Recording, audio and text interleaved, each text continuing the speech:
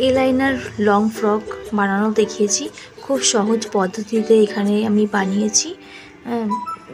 পুরো ভিডিওটা দেখলে খুব সহজেই বানিয়ে ফেলতে পারবে।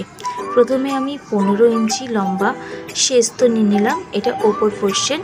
এরপর আমি নিয়ে নেব পুট হচ্ছে আমি 5.5 নিলাম।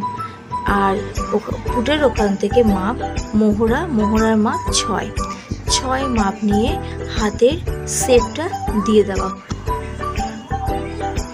এবারে পিছনের পাটে 1 ইঞ্চি দিয়ে শেপ দিতে হবে, আর সামনের পাটে 1/2 ইঞ্চি দিয়ে শেপটা দিতে হবে।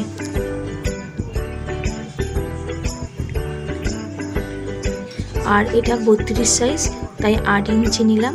আর কোমর হচ্ছে তোমার 7.5 করে নিলাম, আর নিয়ে এক্সট্রা 2 ইঞ্চি করে সাইডে কাপড় রাখা হবে, এক্সট্রা কাপড় ফিটিংসের মাপের থেকে এক্সট্রা 2 ইঞ্চি কাপড় রাখা হলো। আর ডার্ট দেওয়ার জন্য 3 ইঞ্চি নিয়ে একটা ডার্ট দেওয়ার জন্য নেওয়া হলো মাপটা। এবারে কাটিং করে নেওয়া হবে। এই আমার উপর পোর্শন কাটিং করা হয়ে গেল। এবারে ডার্টটা দেওয়া হবে, সেখানটায় সামান্য চিহ্ন করে নেওয়া হলো একটুখানি কেটে। এবারে হাতাটা আমার 6 ইঞ্চি লম্বার হাতাটা হবে। হাতা এইভাবে বসিয়েও তোমরা কাটতে পারো, আবার নর্মালি 2 ইঞ্চি নিয়ে যেভাবে কাটা হয় আমার ভিডিওতে আছে দেওয়া, সেইভাবেও কেটে নিতে পারো। আবার এইভাবেও কেটে নেওয়া যেতে পারে। হাতাটা এইভাবে কাটলে একদম ফিক্সড মাপ আসবে।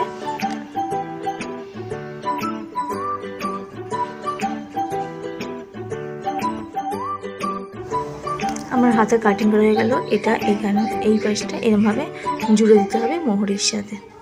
এবারে আমি লংটা পরিষ্কার দেখাতে পারছি না, কারণ আমার জায়গাটা কম আছে, তাই জন্যে। তা এটা আমার 34 ইঞ্চ হবে লম্বা, সেটা আমি এক্সট্রা কাপড় রাখলাম সামনেটায় রেখে। এটা এ লাইনার, তাই পুরো স্ট্রেট হবে না, সালোয়ারে যেরকম হয় সেরকমই লম্বা এসে নিচ পোর্শনটা একটু চওড়া হবে, নিচ থেকে চওড়া হয়ে ওপরটায় চুজ হয়ে যাবে। এইভাবেই এই নিচের পোর্শনটা কাটা হলো।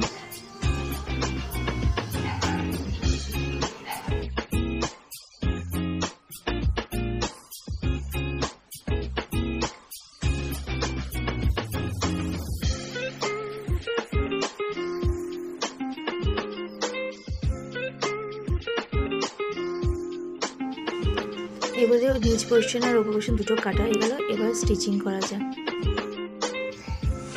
ওপরের পোর্শনটা একই মাপে লাইলিন কেটে নিয়েছি কাপড়ের মাপেই। এবারে গলাটা লাইলিনের সাথে জুড়ে সেলাই করে দেওয়া হলো।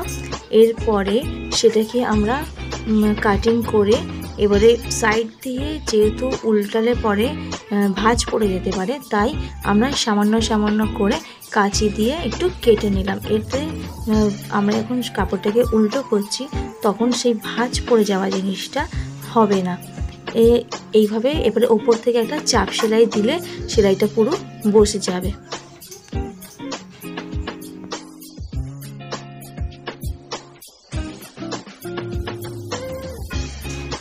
এবার ডার্টগুলো সেলাই করে নেবো। 2.5 ইঞ্চি মাপ নেব, 2.5 ইঞ্চি মাপ নিয়ে ডার্টগুলো সেলাই করে নেব। সামনে দুটো পড়ছে, আর পেছনের পার্টেও যেটা থাকবে সেখানেও দুটো ডার্ট পড়বে। এইভাবে সামনে পিছনে দুটো পার্টই ওপরে সেলাই করে নিতে হবে।